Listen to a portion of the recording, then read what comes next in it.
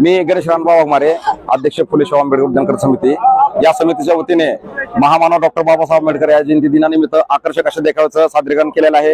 याच्यामध्ये एक विद्यापीठाची कमान केलेली आहे। त्यानंतर डॉक्टर बाबासाहेब आंबेडकरांच्या जन्माच्या वेळची जी झोपडी होती कुटी, त्या कुटीचे हे सादरीकरण केलेलं आहे। त्यानंतर भारताचा कोहिनूर हिरा, त्याच्यामध्ये भारताचा नकाशा आणि डॉक्टर बाबासाहेब आंबेडकर एक कोहिनूर हिराचं सादरीकरण केलेलं आहे।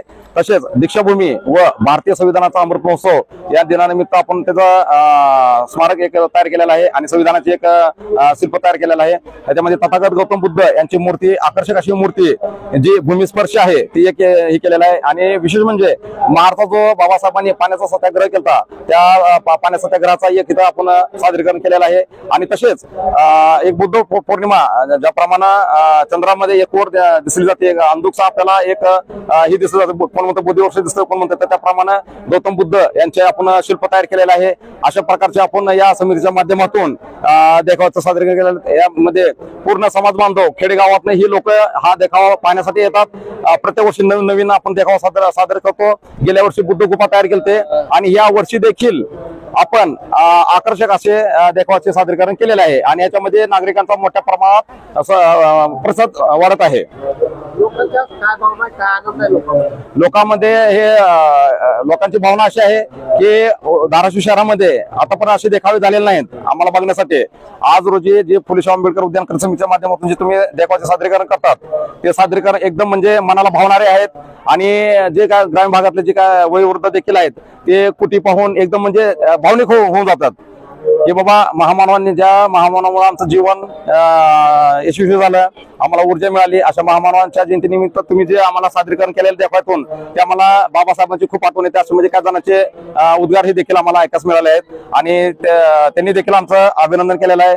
आणि मी परत एकदा आणखी या माध्यमातून सांगू शकतो की हे जे देखावा आहे, हा देखावा आपण बुद्ध पौर्णिमेपर्यंत ठेवतो आणि 1 महिना चालणाऱ्या या महोत्सवामध्ये आपण नागरिकांनी मोठ्या संख्येने येऊन इथं मानवांना अभिवादन करावं आणि या देखाव्याचा त्यांनी आनंद घ्यावा।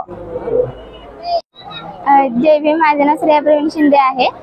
मी इथे बाबासाहेबांच्या जयंतीनिमित्त एक सुंदर दृश्य पाहण्यासाठी आलो आहोत सगळेजण।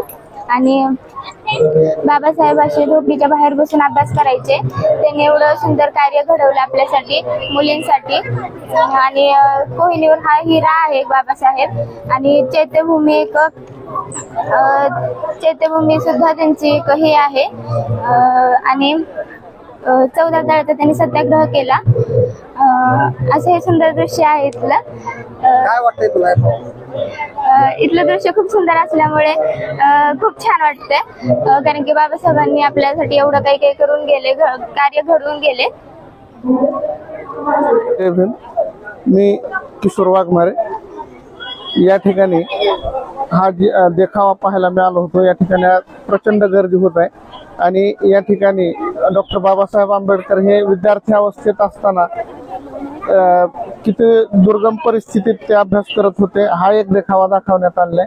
14 तळ्याचा सत्याग्रह दाखवलाय, त्याचबरोबर दीक्षाभूमी दाखवलेली आहे आणि बोधगया येथील बोधी वृक्षाखाली बसलेले गौतम बुद्धही दाखवण्यात आलेले आहेत। हा देखावा पाहून जणू काय हुबेहूब माझ्या समोर हे चित्रण घडत आहे असं वाटलं, पाहून अतिशय आनंद झाला।